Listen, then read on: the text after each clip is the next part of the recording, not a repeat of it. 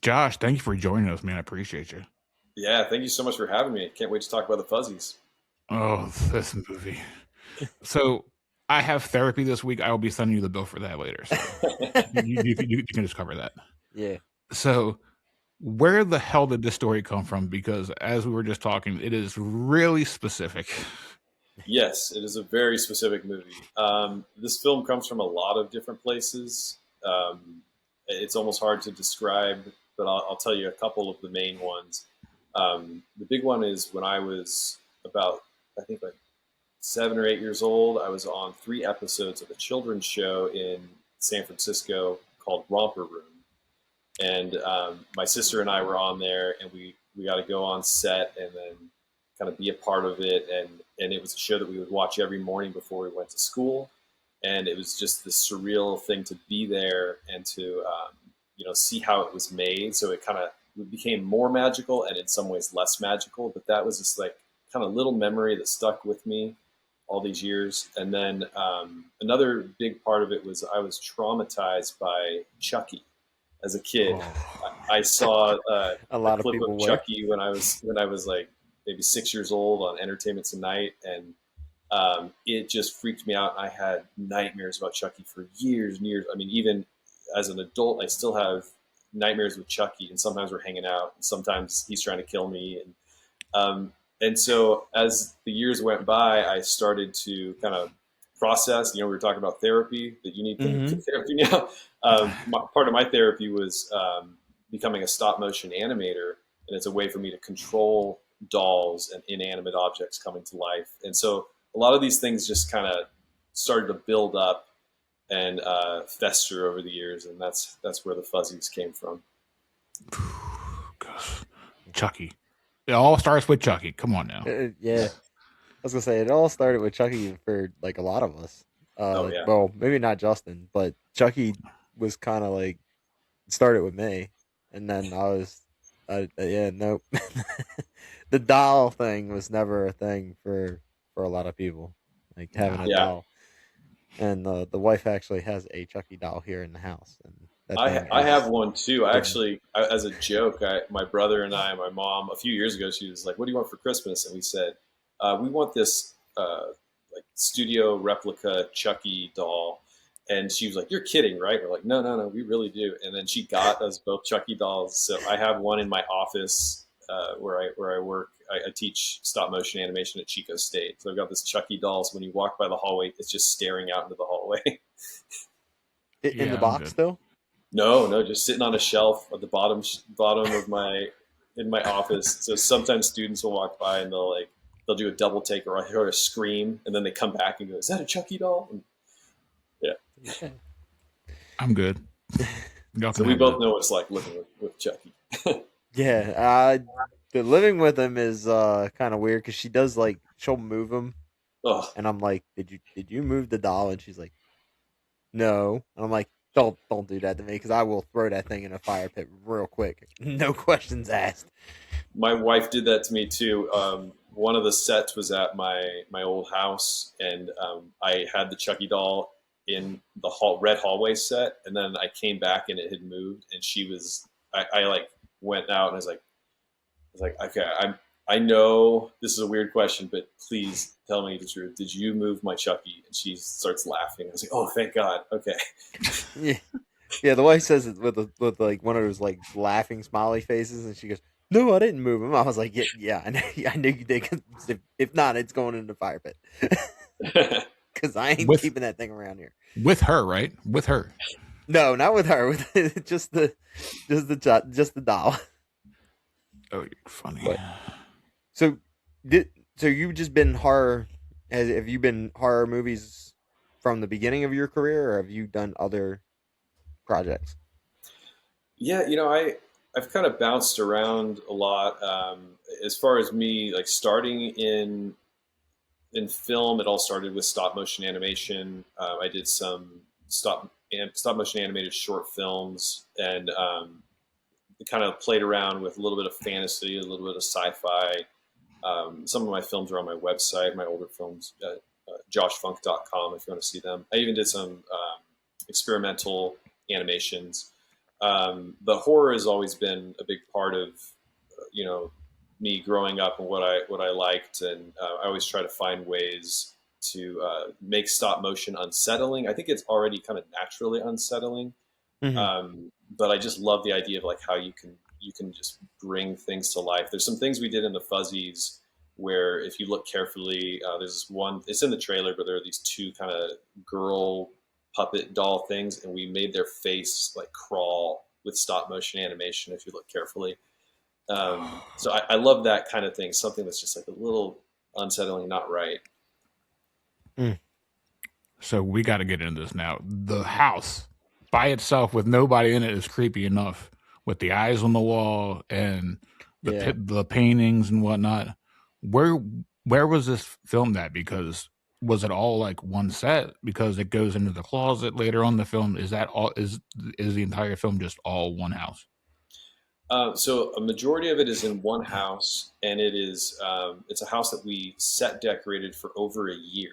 So just slowly painting things, adding props, buying things, putting wallpaper up, and then there are things that were physical sets like the red hallway. So um, and then the children's show was at a different location. So, but they were all in Chico, California, and in some of the exterior shots were in Cohasset, California. And a weird story about that: I am actually talking to you from inside the Fuzzies house. I moved into this house. Oh Oh wow. hell no, no.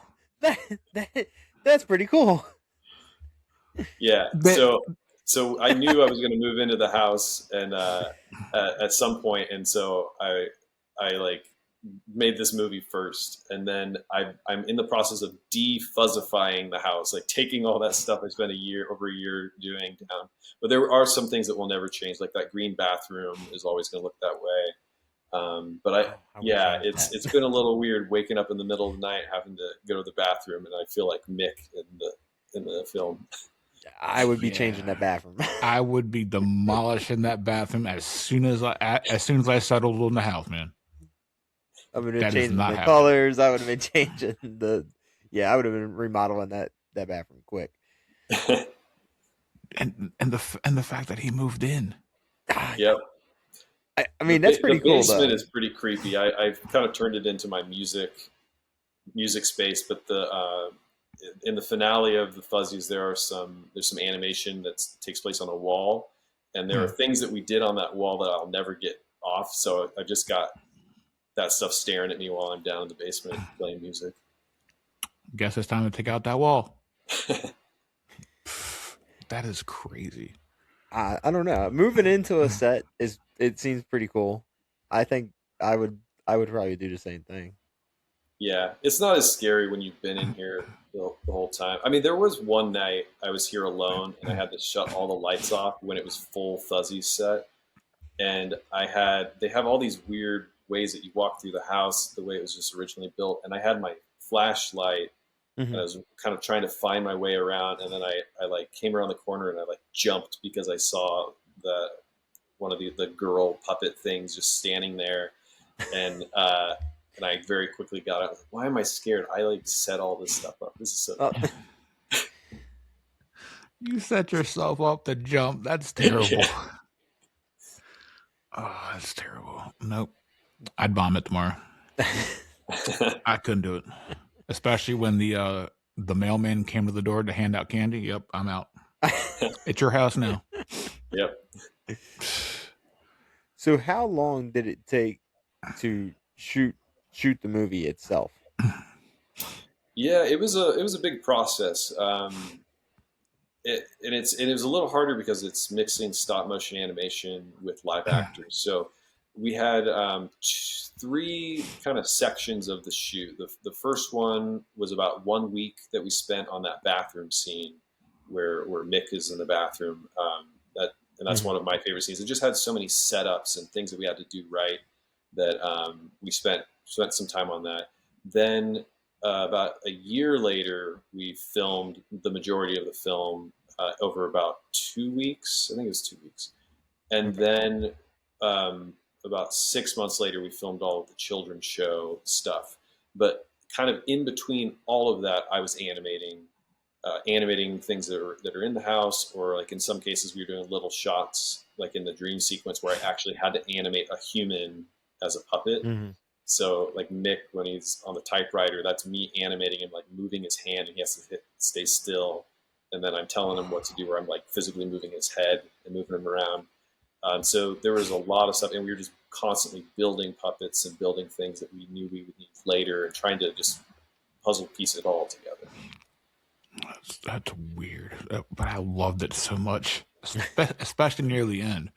Since you guys didn't really have actual gore in this film, was it harder to make it puppified gore than regular gore? Because I got the same effect Hmm. with the puppets than if it was an Yeah. actual like. Oh, that's interesting. Yeah, we weren't really sure. I mean, we had a lot of ideas, and a lot of times I was just kind of like, well, I don't know. I want to see this.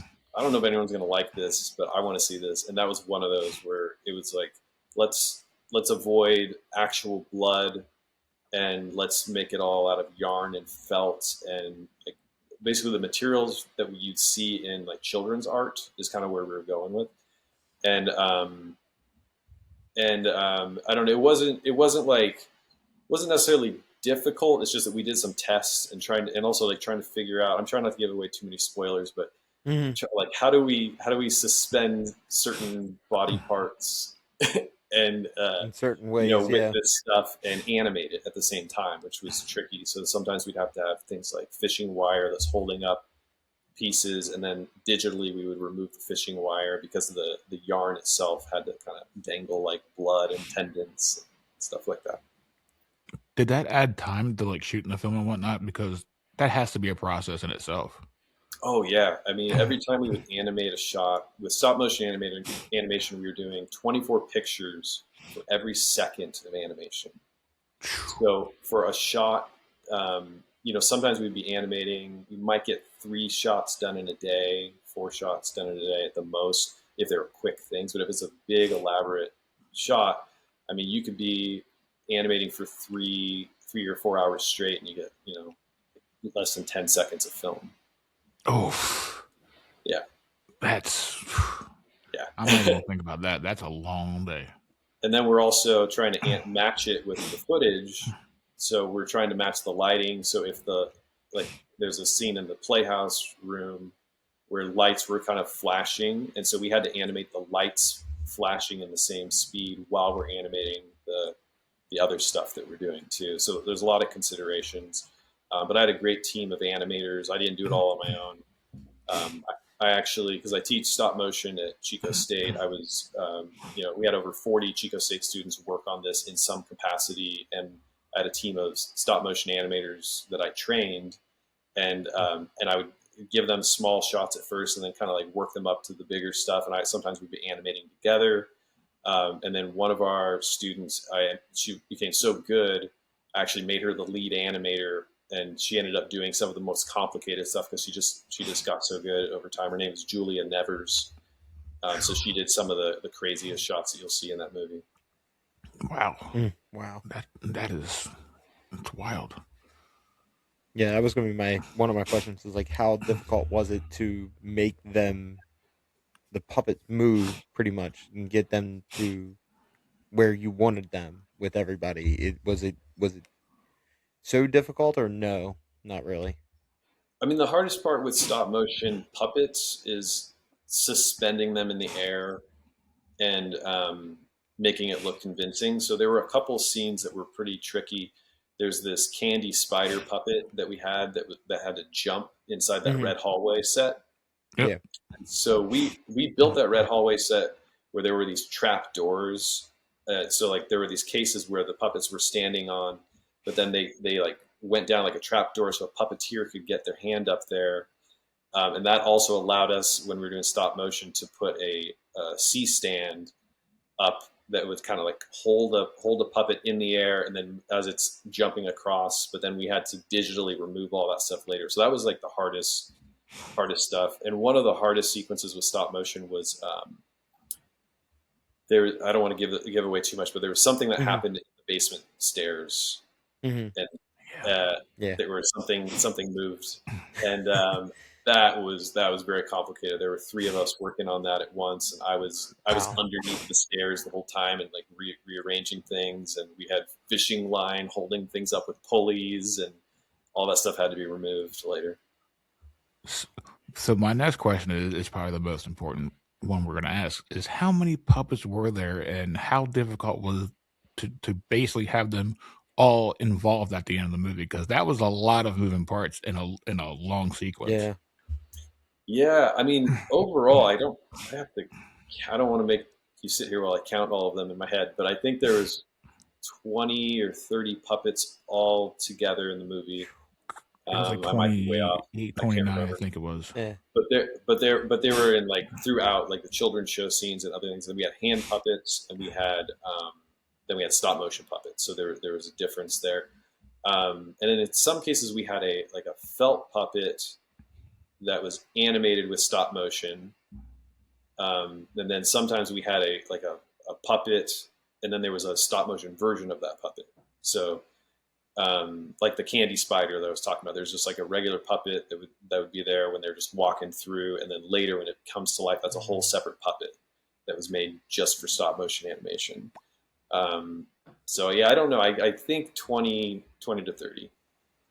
And it's streaming now on Amazon. A puppet that was made as just like a standalone puppet or a felt puppet, but then there was a stop motion version of it. So the candy spider is an Hmm. example of that, Yeah. where when they're just walking through the hallway, it just looks like a normal puppet. But then we had a version that was built that was a little bit more menacing and that had wire on the inside that allowed us to pose it frame by frame. Oh, because that last sequence at the end when everything goes, I'm like, how long did that scene take? Because that was probably like the The payoff longest. of Yeah. the actual film. Yeah, if we're just talking about the red hallway moment, that Yeah. that one was just about 2 days of filming with actors, but then a lot of animation, like months of animation, and doing like insert shots and things, and trying to piece that all together. And then in some cases, we also redid some puppets because we were like, oh, that's not.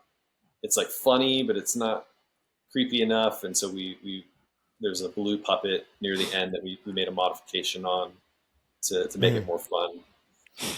Oh, that blue puppet's my favorite. If you ever saw a replica, I want one. That's all I'm saying. Yeah, that's one of my other questions. Is there any of this going to be? Is there any chance of these puppets ever being for sale, like replicas of them? Ooh, that's a good. No one's asked me that. I had never thought about that. I think anything's possible. We had like the majority of the puppets were made by two puppet makers, a guy named Jeff Aiden in Arizona, and then in San Francisco, a company called My Custom Puppets. Hmm. And so those are our two main puppet makers. And I don't know, that's a good idea. If people really respond to this, maybe we can work something out with them. Because Right. I would love to have the orange one that was hanging in the closet, and I want that blue one. Yeah. That blue one is probably my favorite. So did this film actually go through the festival run, or did it just go? Did you guys get finished and just pop it online for a trailer and then just release it? We did go to a couple festivals. Our timing, it took a little bit longer to get this made than we had hoped. So we didn't get in. We missed some deadlines for some festivals, but we were at Smodcastle Horror Fest, which we were nominated for Best Feature Film. And then we were at Horror Hound Weekend in Cincinnati, which was amazing. We were nominated, I think, for eight awards, and we came back with Best Supporting Actor for Dustin Vaught, who played Mick, and Best Production Design, which my brother won for that. And that's something you were just talking about, like the way we set decorated everything and Hmm. built those sets. I was really happy that we won that one. That's awesome. Like, all right, Brandon, you gotta ask him the question now because I'm dying to ask this question too. You know what? I'm gonna ask it for you. Go Will ahead. we be getting a sequel? Ah, Yeah. we have a really solid idea for a prequel. Okay. I'll Ooh, take that. okay, Yeah, okay. yeah, like we have a really solid idea for that. I don't know if or when that'll happen. I guess it just depends on how people respond to this, but that was something that, especially during character development, Gordy, who plays Shirley and does the voice of Sunny, who also does ventriloquism, actually was doing Mhm. that during the movie. They were asking a lot of questions about like, well, what happened before this, and I knew the answers, so I was like, well, okay, this is what happened, and it helped to inform their character as they developed Shirley and Sunny's relationship. Because I'm telling my friends that this film is basically like Pee Wee Herman like meets cocaine. That's how I'm describing the film. I like Like, that. because I was like, because I told Brand about this. I was like, Mhm. he doesn't remember like Lamb Chop and those old time films. Mm-mm. Was there a specific child TV show that you were going for besides Pee Wee or anything like that, or or were you guys trying to do something original? Well, we were trying to be careful to make sure that it was like clearly not any one specific children's show host, but we did obviously look at everything. We thought about our childhoods. I grew up. I was born in 1982, so I grew up watching Pee Wee's Playhouse and then the Pee Wee movies. And I Mhm. mean, I even have a Pee Wee doll, the one that like you pull the string on the back and he says stuff. Um, Oh, that's so I neat. have a lot of fond memories of that, and but there's also other ones we were looking at, like because our film takes place approximately like 1980 to 1982, like right at the beginning of the 80s. So a lot of the clothing is kind of from like late 70s to early 80s, and so we were thinking about the hosts and like you mentioned, like lamb chops, romper room, obviously because that's where my reference comes from. Um, Captain Kangaroo, just kind of like checking out everything that had a host with puppets, and then just really thinking about the world that came from. Because immediately when I saw the opening, I'm like, am I watching Lamb Chop by any chance? Yeah, it wasn't specifically that one, but yeah, like Mm. there's a lot of hosts and their sidekick, and then also thinking of Jim Henson, who I adore. The Muppets are a big part of my childhood, and I still just love everything Jim Henson did. And thinking about his tragic death and how that just changed the world, and Mhm. that one. Pee Wee or Paul Rubens happened to die while we were in production, which wasn't planned, but like those two deaths kind of, I don't know, they brought up some things when we were making this.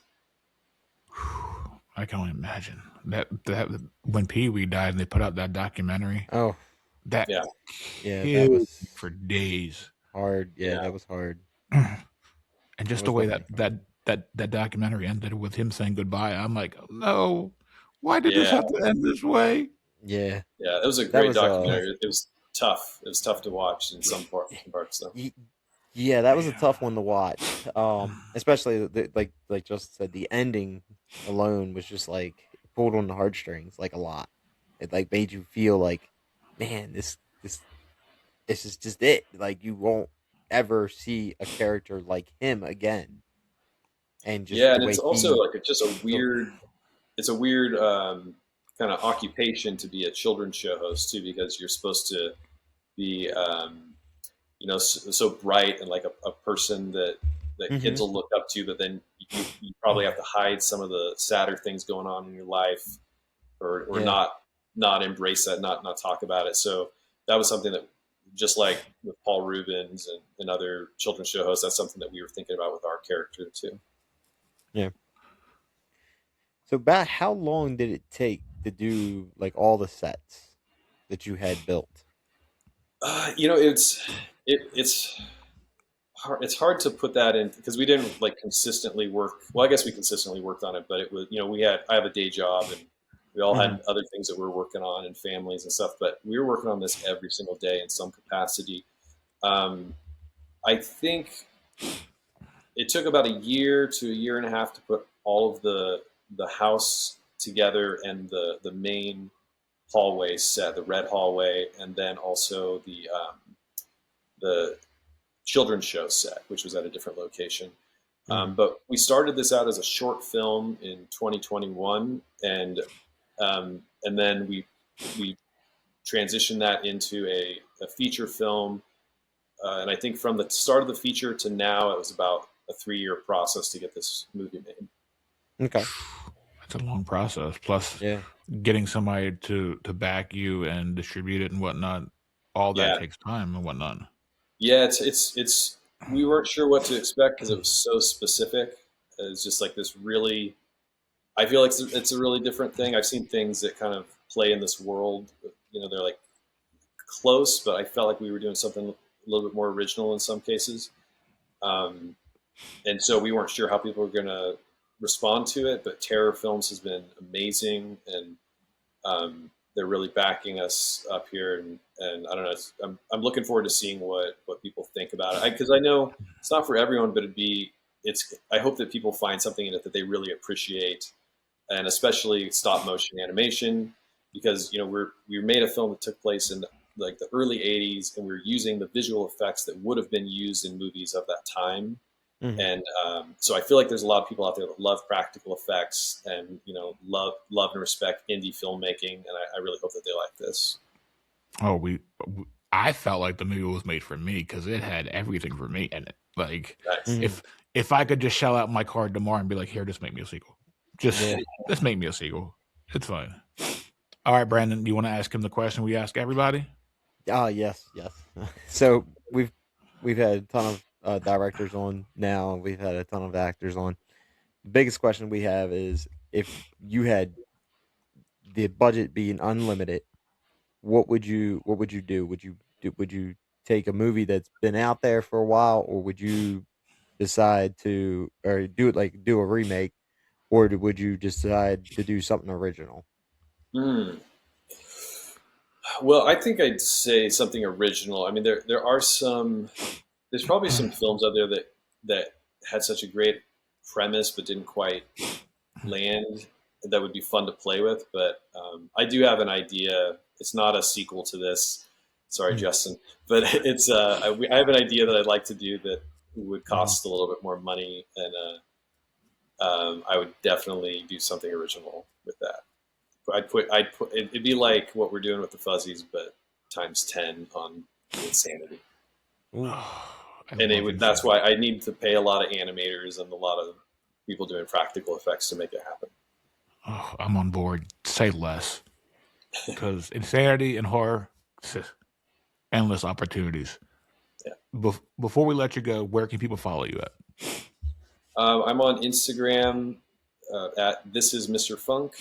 They can find me on my website, which is joshfunk.com, and on there I have a lot of my older short films, and then also on Instagram you can follow our movie at the Fuzzies Film. Yeah, we're working on a physical release, and we have some cool special features that we've put together for it, and I don't know, we'll have more news as that comes down the road. We're working on it. Because I just tell me where to throw my money at. Yeah. Josh, it's been a pleasure to have you. Thank you for putting this film out. We really appreciate you so much. Yeah, thank you so much for having me and for watching it, and just kind of being a supporter for it. Please tell as many people as you can who like this. Definitely. Oh, I'm going to wreck my friend's life this entire week. I'm sharing it all over the place. Because my wife has seen it. She loved it. Now I'm going to wreck mine has not seen it yet, but she will. Oh, there is not going to be a person in my family tree that's not seen this movie. That's great. But Josh, thank you very much for joining us, man. I appreciate you. Yeah, thank you. Yeah, no problem.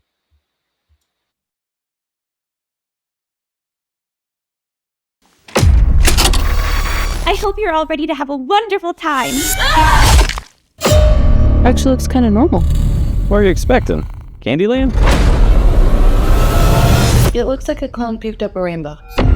I hereby leave the summer cabin that was passed down to me by my grandparents under the condition that you locate Sunny.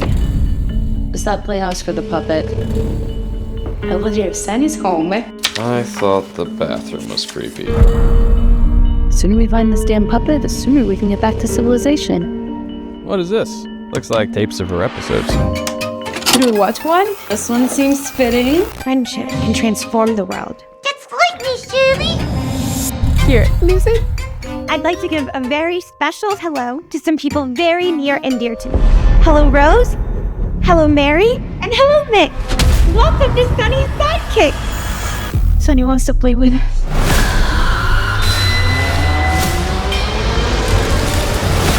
The hell is this place? Oh, you know, just your normal secret hidden hallway filled with rejected pieces of art. Right, part of the course. Welcome to Sunny's sidekick. We aren't safe anywhere. Come on, come on. I'm gonna kill that felt fuzzy. You have to stop, Sunny.